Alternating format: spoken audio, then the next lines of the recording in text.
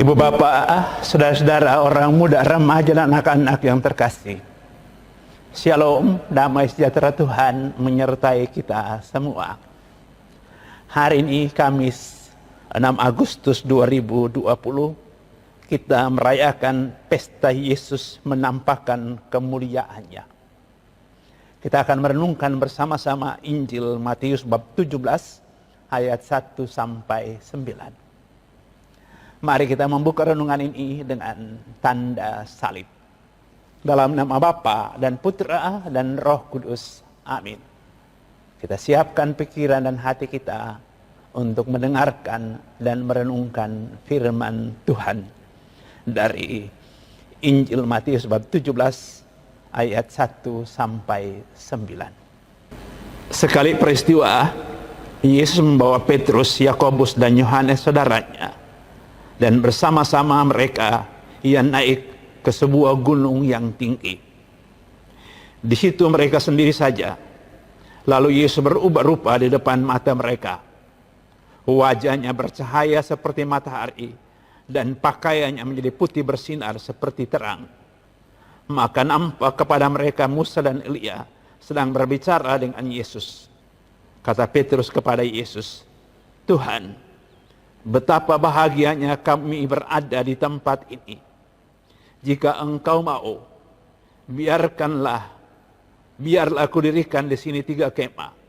1 untuk Engkau, 1 untuk Musa, dan 1 untuk Elia."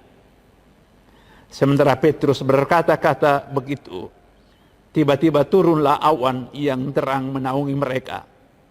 Dan dari dalam awan itu terdengar suara yang berkata, "Inilah anak yang kukasihi, kepadanya lah aku berkenan, dengarkanlah dia." Mendengar itu tersungkurlah murid-murid Yesus dan mereka sangat ketakutan. Lalu Yesus datang kepada mereka. Ia menyentuh mereka sambil berkata, "Berdirilah, jangan takut." Dan ketika mengangkat kepala, mereka tidak melihat seorang pun kecuali Yesus seorang diri. Pada waktu mereka turun dari gunung, Yesus berpesan kepada mereka, "Jangan kamu ceritakan penglihatan itu kepada seorang pun sebelum Anak Manusia dibangkitkan dari antara orang mati." Demikianlah Injil Tuhan, terpujilah Kristus.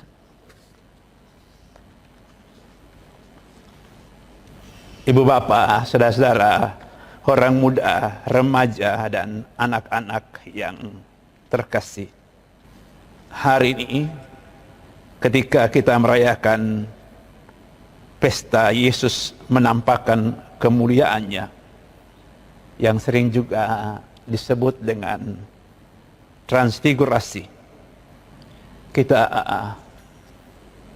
mendapati satu peristiwa Yesus yang di atas gunung berjumpa dengan Musa dan Elia.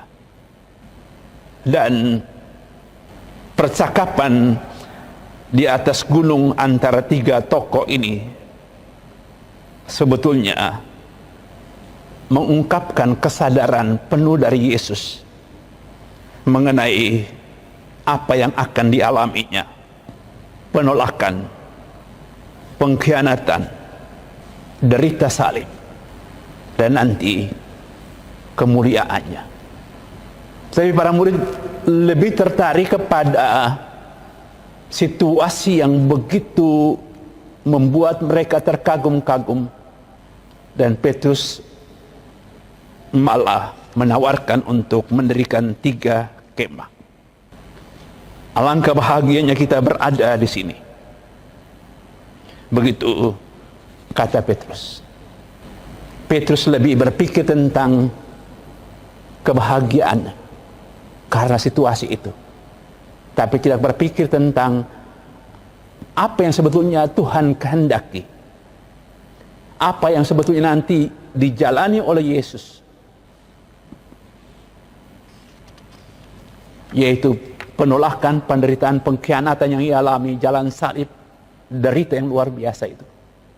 Nah, peristiwa transfigurasi sebetulnya berbicara tentang Yesus, tapi juga berbicara tentang perubahan yang mesti ada pada pengikut-pengikut Kristus.